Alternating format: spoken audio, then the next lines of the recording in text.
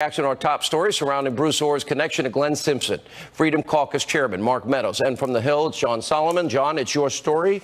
Let's get to how a senior DOJ official helped Democratic researchers on the Russia case before and after the election. Yeah, break it down. I think you hit it in your monologue just right, Sean. We now know that Bruce Orr was not just some ancillary figure. He was a central figure. He was the glue that connected the Democratic opposition research effort to destroy Donald Trump during the election by accusing him of having ties to Russia with the Justice Department and the FBI. And he's not just anybody. He's the deputy to the Deputy Attorney General. That means the same Deputy Attorney General, Sally Yates, who signed the FISA warrant for Carter Page. Her man is meeting outside of the FBI with the primary sources that Hillary Clinton dug up. And he's coordinating. In the beginning, he's finding out what's going on. He's talking. Then when Christopher Steele is fired by the FBI, the FBI told him, you're no longer suitable as an asset to be a source, and you may not gather any more information under the color of the FBI. And what happens? 21 days later, Bruce Orr is gathering information for Steele and giving it to the FBI, and Pete Strzok is right there playing wide receiver, catching it.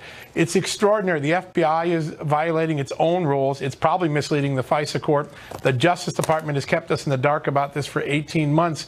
We'll see tomorrow how good the media is. I'm going to put these documents up on the Hill website. People can go read them themselves. Let's see if the media writes as much about this as they do about the Manafort trial.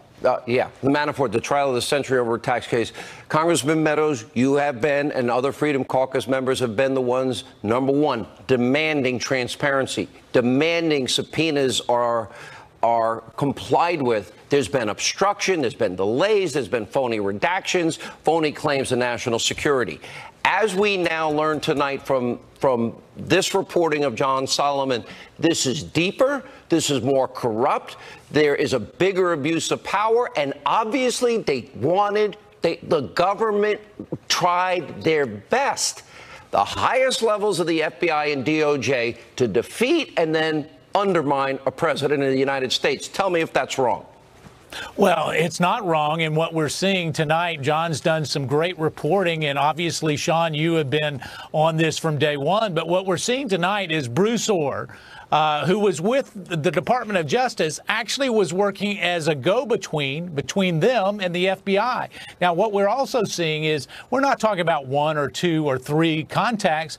There was over 60 different contacts made between Bruce Orr and Christopher Steele trying to get dirt and actually sell dirt on this president. And we also have text messages now that confirm that Peter Strzok actually worked with Bruce Orr. So it's amazing that it's taken so long for this to come out.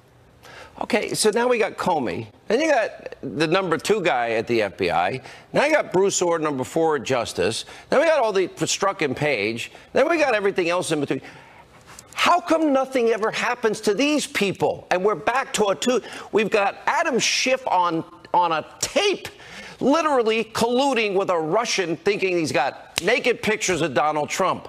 Is that a conspiracy? Is that collusion? Is that worse what they're claiming about Trump? And then we got Hillary paying for Russian lies, manipulating the American people, and on top of that, using it to spy on Americans. John Solomon, or Mark Meadows, we'll go to you first. How deep does this go, and when do these people ever get held accountable?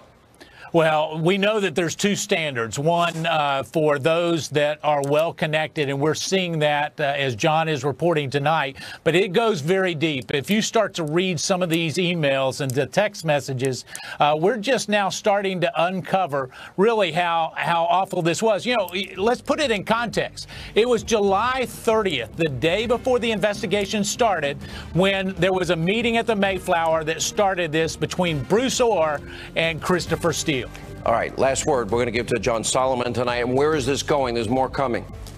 The conspiracy that we're going to all be looking at in a month from now will be the one inside the Justice Department to defraud the FISA court. I believe that's where this goes. Explain that in a little more detail. I think for sure the FBI was intentionally keeping this information, this contact between Orr as a go-between, the flaws in the case, the stuff Devin Nunes told you last night. They were omitting exculpatory information and hiding their back channel to the Clinton campaign, and that is going to be a real problem for the FBI when this is all done. Without a doubt. Agree. You agree. All right. We're going to follow this again tomorrow night. We're going to get more reaction. Judge Zinni Pirro, Greg Jarrett.